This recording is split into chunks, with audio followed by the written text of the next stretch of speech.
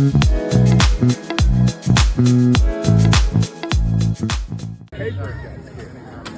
play.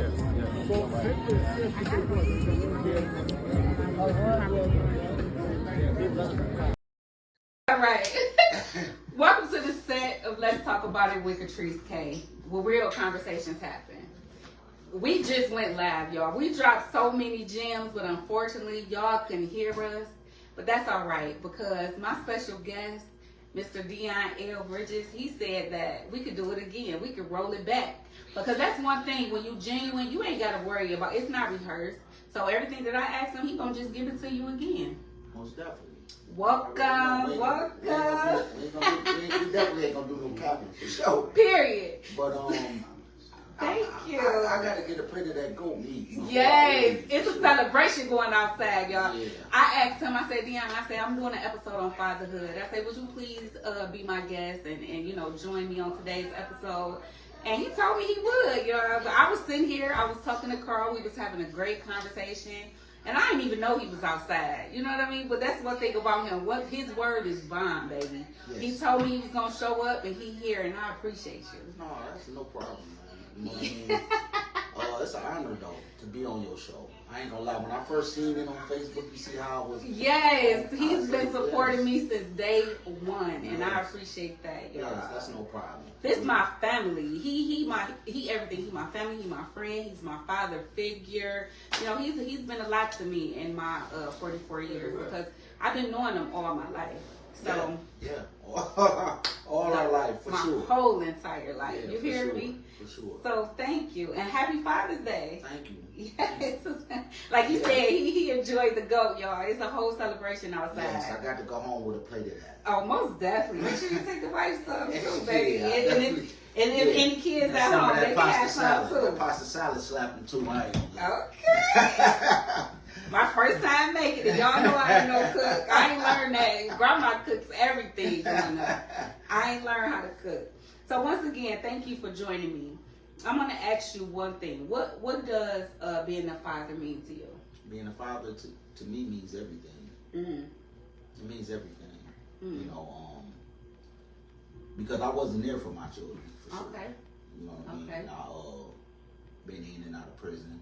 Okay. You know, hooked on drugs, like I was saying, and you know, I was homeless. Wow, I didn't know that. Yeah, I went through a lot. Yeah. You know, a lot of people turned their back on me. Ooh. You know what I'm saying? So I had to climb back out the pit. So being a father today means everything. Means everything. You know, and then being raised in a house without their father. Okay. You know. So your father was absent. Yeah. So I kind of gravitated to the streets. You know. Got a lot of false perceptions about things. Yeah. And life started life. Wow. Sure. Life started life. Yeah, life got real. You know, wasn't no motion picture at all. But look at you today. I can't tell, baby. He got diamonds going across his nose. How do I get some of them? How do I get up here, though? I got to do some more episodes, baby, so I can go up. I got a plug for you. Look at him. He got the diamonds going across, baby. And we don't do no fake stuff. I know them 100% real. Yes. So he said it means everything to him, even after spending time away from his kids. You know, he could have still stepped away or whatever, but he went back and he made that right. I don't know too many people who, have the guts to do that, or how many people get a chance, get an opportunity. Yeah. You know, because sometimes you don't get a chance to make it right. Sometimes, you know, don't. We doing RIP for you. Right. Mm-hmm. You know, it's just sheer willpower. Ooh. You know, and God. And God. So that's what helped you turn your life around. Yes, most the definitely. Spirituality. Yeah. Putting your faith in God and making your wrongs right. Yeah, I remember I was sitting in a casino, in a Motor City casino. I was homeless. I was all messed up. You know, and I ran into my baby mother, China, down there. She was pregnant at the time. And she had walked up to me and was like, when I looked into her eyes, she just started tearing up. You know what I mean? And it was like, that was a moment. That was one of the moments I was like, no, I gotta get my act together. I gotta get myself together. Not only just for that, but for my children. God sent you an angel. Yes, for real. You know, so being a dad today, man, versus yesterday, man, is the most important thing to me in my life. You know, because now I got grandchildren too. Yeah, I was gonna ask you about that. I was gonna ask you if you was a grandfather. Yeah, I'm a big pawpaw. Ooh, big papa. How does that look? You know, what's the difference from being a dad and being a granddad? You got a lot of priorities. Yeah. You got a lot of priorities. Yeah. You got to be there for everybody. Yeah. You know what I'm saying? You got to be there for your children and your grandchildren. Ooh. But see, the grandchildren get spoiled. Oh, You know yeah, yeah. so the kids is grown now. They you know what I'm grown, saying? So I got to gravitate towards the young one. Yeah. And the reason that I do is because I was absent in my children's life. Okay. So I feel more better when I reconnect with the grandchildren. Okay. You feel what I'm saying? Yeah. Because you know, watching them, the things that I missed being, you know, when I was absent, I'm learning from my grandchildren. You learning, yeah. You feel what I'm saying? Yeah. So it's like, and you get an opportunity to do it again. Yeah. You know? Yeah. That's the blessing with it. Yeah. Like, you know, like my first guest said, you know, no parent is perfect. Right. You know? So we just do our best. So how old were you when you had your first child? I was about 17. Oh, wow. About 17, 18. That's considered still a baby. Yeah. Do you think that you? I mean, because we had to grow up quick. We had to grow up quick, and we had to grow up fast. So at 17, did you think that you, like at that moment, did you think you were ready to be a father? No. No. No. Because I thought that was the thing. Yeah. You know what I'm saying? You know, everybody was having babies. Babies, yeah. You know what I'm saying? And I just wanted to be a dad. But not ready to take on the dad responsibility. You know what I mean? I just wanted to have a child. Okay. You know what I'm saying? And that's what we see today. Yeah. You know, we see children raising children today. You feel what I'm saying? I see so it it's a lot. like something has happened. You know what I mean? And a lot of it got to do with because the majority of fathers are taken out of the household. Yes. You know, so you know they more tend to gravitating towards the streets. Yeah. You know what I'm saying? And they don't have nowhere to go today. Yeah. You know, no recreational centers is out there like Wygo used to be. We used to have so much fun. Listen, Wygo was the place to be. What was the other one? Big A? Yeah, Big A used to come pick us up in the bed. They don't have that. They don't have that. And then they closed down all them schools, so they just put everybody in a handful of schools. And now you have a lot of gang activity going on. Yep. And then you got it's just madness. Yeah. For real. It's a lot going on. But I'm gonna piggyback off what you said. So you said you had your child when you were 17, right? And then you spent some time away. So the youth that we are seeing today are the ones that grew up with absent fathers. Fathers being in prison. You know.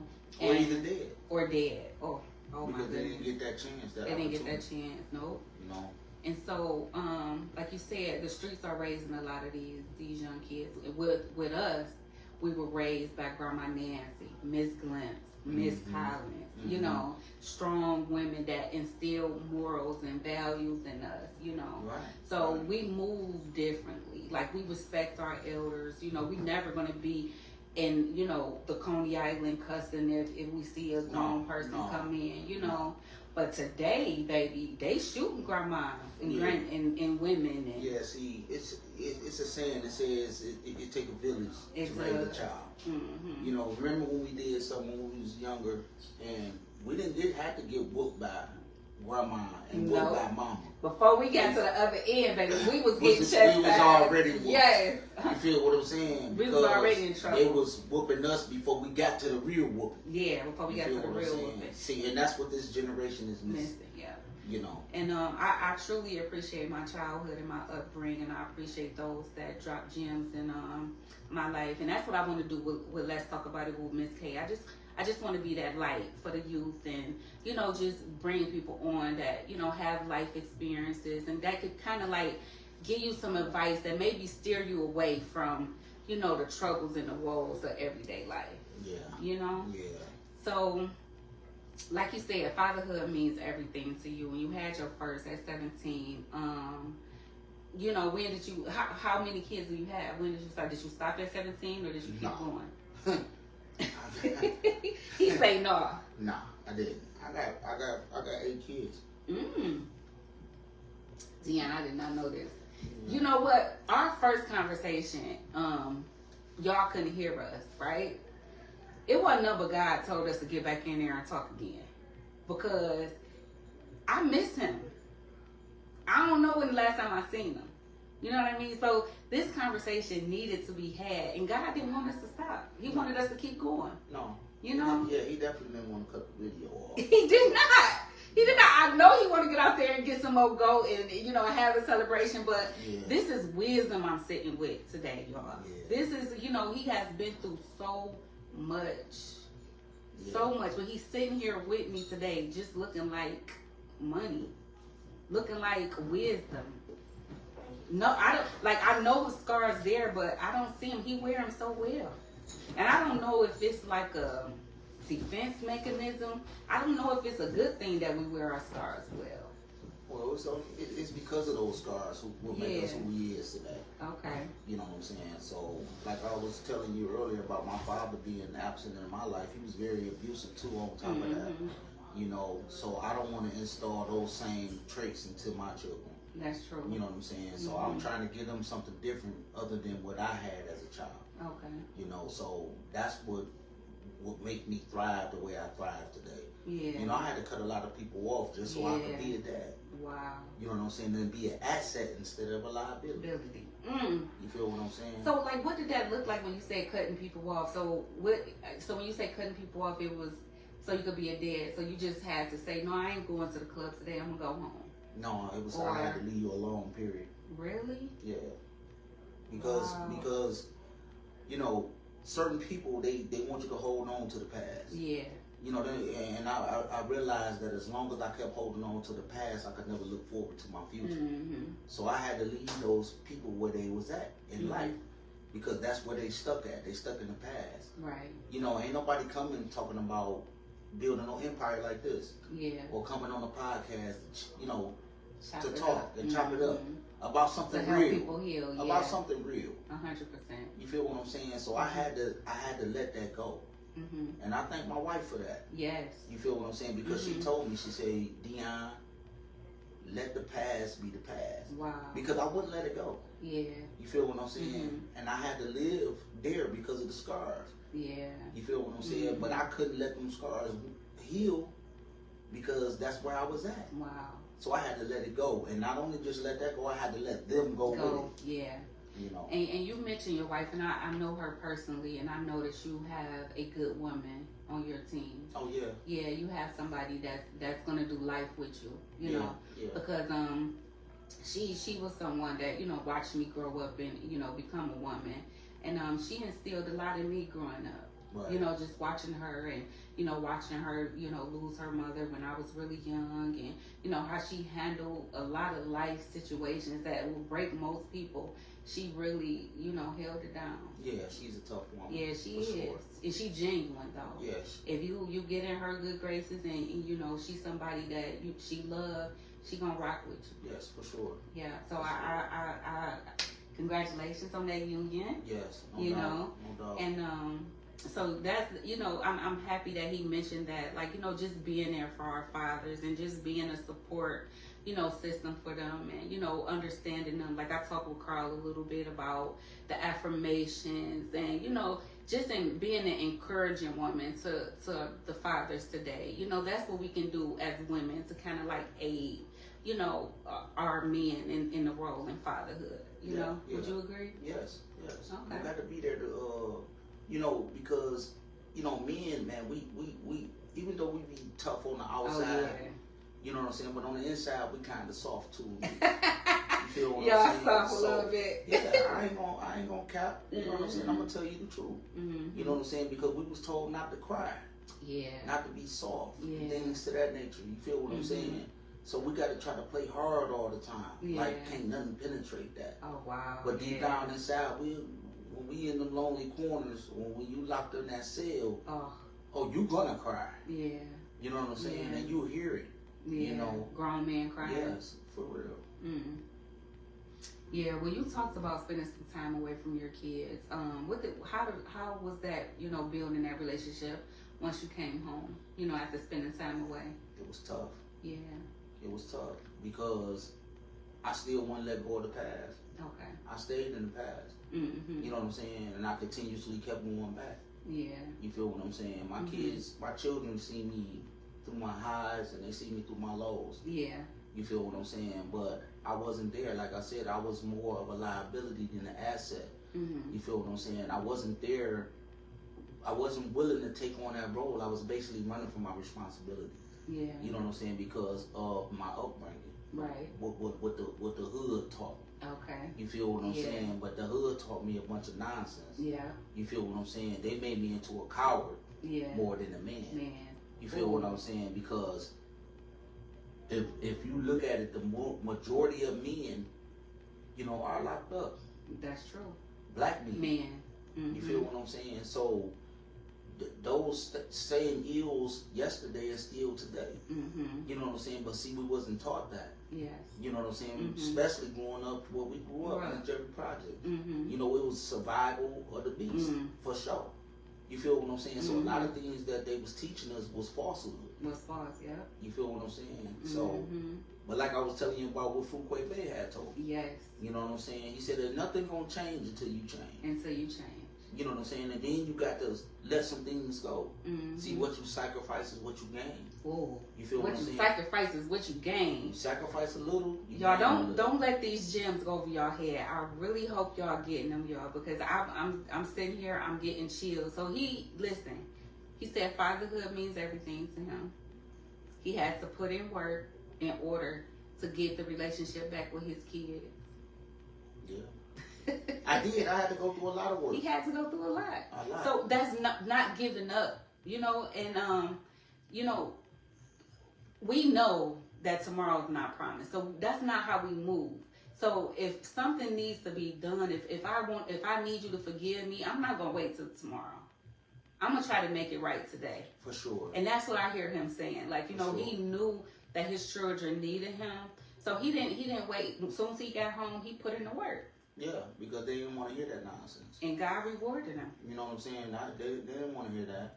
You know, so I had to really seriously sit down and dig deep within myself and say, hey, this is where we at today. Yeah. You feel what I'm saying? I feel you. Because I have to be there. Mm-hmm. You know, I have 8 baby mothers. Yeah.